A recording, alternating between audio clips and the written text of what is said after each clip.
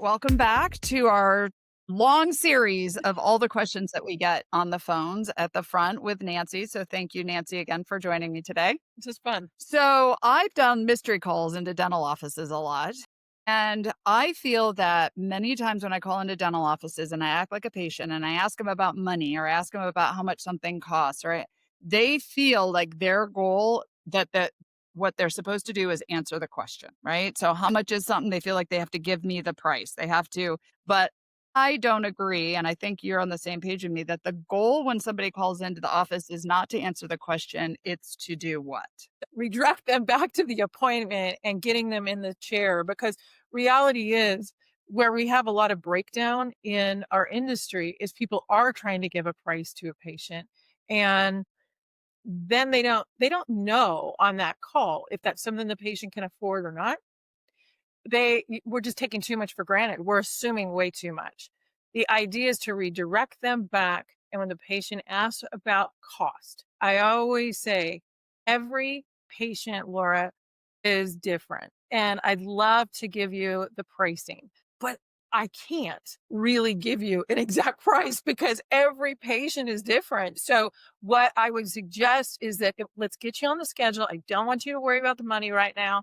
Let's see what your diagnosis is, because I don't want to tell you something and be wrong. I could be telling you something and it's way too high, or I could be Hmm. telling you something that's low. So let's get you in, let's get in with doctor and see what he says. And then you and I will sit down and talk about the financing. So let's talk about what would be best for you. We've got an opening today. We got an opening here. I always try to give them two options, and then Right? and again redirect. Yep. And I love that because I think that well we've been taught, you and I've been taught by some of the original OG consultants and coaches. I mean, Linda Miles was my first, for those who've been around knows Linda Miles, Lois Banta, and all those out there. But ultimately, we can't diagnose over the phone. So if you're a new, we don't know. Somebody says I need a crown. Well, one doctor might think you need a crown, where another dentist might do an onlay or a filling or an implant. So there's nothing wrong with saying I can't tell you over the phone, Yeah. right? And the great thing is when the patient gets into the provider, they're going to, and the provider can lay out obviously what the treatment plan is supposed to be. If the patient gets to the treatment coordinator or whoever's having the finance conversation, and the patient then says, well, we talked about this. I was worried about money. Hold on. Tell me what you're worried about. Because the beautiful thing is when we have the patient that we can pivot. Maybe it's financing. Maybe it's putting the pay or getting, some cash into the transaction. Maybe it's getting a credit card. And then maybe there's a balance in financing. Obviously, in a lot of offices, we're going to check insurance, right? So let's look at the whole picture and not box everybody into a one size fits all, because there's no patient that is one size fits all. There's no lending program that is one size fits all. I love that. And so the other thing that I've talked a lot with marketing companies, and they talk about how this gets handled on the front phone call when patients call in and it's for larger treatment, implants or bigger dentistry. Sometimes the human on the phone doesn't sound like they can afford it, if that makes sense. Like there's an assumption. And so the employee doesn't handle that conversation as well as they could. So we're marketing, we're spending money to make the phone ring, and then we're kind of making their financial decisions on if they can afford this or not. Can you speak to that? Because Yeah. Yeah. It's so relevant. And I'm going to use a personal set of circumstances. So in 2008, when the market crashed, I was going through this horrific divorce. In fact, I called 2008 the year from hell, or the year I figured out what I was made of. But my son, Nick, so I had this healthcare equipment finance company. Banks aren't approving anybody.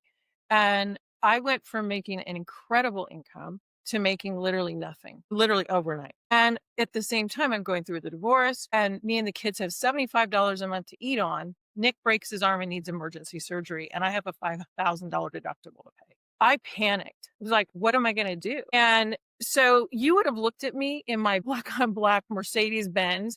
And at the time, Coach was like the cool thing, and my kids are dressed nice. And you would have thought that I was just fine financially. Similar situation, the guy who walks in, who's the farmer, who's in, in overalls and in a t-shirt and's got dirt on his hands and such, you'd look at him and think he is got no money when nothing could be farther from the truth. He's got 3 Ferraris in his garage. Mhm. So the point is that don't assume anything, Right. because assuming, well, we all know what that means, right? I mean, what happens when you assume?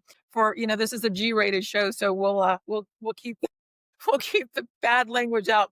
It's just don't assume anything. The biggest job, I believe, is to get the patient in the practice, and then once they're there, then we'll figure everything else out. But the biggest thing you got to do is get the patient to be seen. I actually will keep it G-rated too, but I always say our job in the front is to get their butts in the seats, because when they have their butts in the seats, they bring their teeth, right? And so we're doing everything we can to get their butt in the seat, because then the clinical team can see what they need. We can sit and talk to them.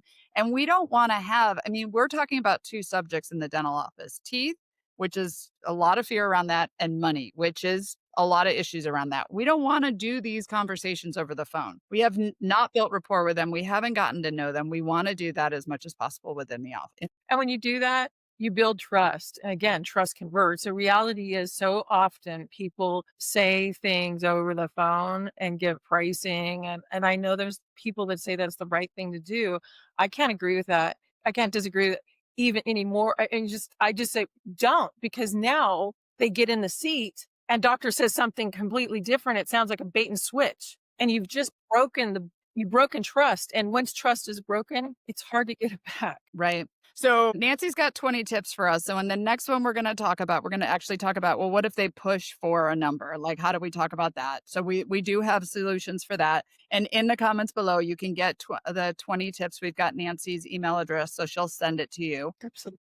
But Nancy, on this specific subject, give us again a little bit more wording around finance options or payment plans, because I do hear a lot of team members who, if they don't have a lot of finance options in the practice, they say they don't offer financing, or they don't have in-office financing or any. When a patient's asking this, they're asking because they're concerned about money. Absolutely. What do you suggest the kind of go-to ways to talk about having options for patients when it comes to finances? Yeah, well, just for clarity, there's 2 usually people that ask about financing up front, those that don't have the money to pay for the treatment or those that know the value of other people's money. So Mm, that's just a good, again, not everybody, but a good amount. So when they ask about cost, I always say we have a plethora of financing options available for you, because we have patients that have fabulous credit, we have some that have challenge credit.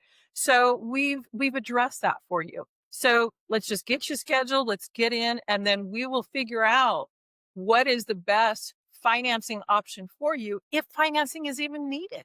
It might not be. So I love that. let's get you into the practice, and let's have doctor look at you. I love that. I love that. Well, as you can tell, I brought the finance person in on this to have these discussions. So we're going to continue to go through these. If you have questions and comments, put them down below. Yeah. Nancy and I'll role play it. We'll talk about it, the Yeah. challenges that you have.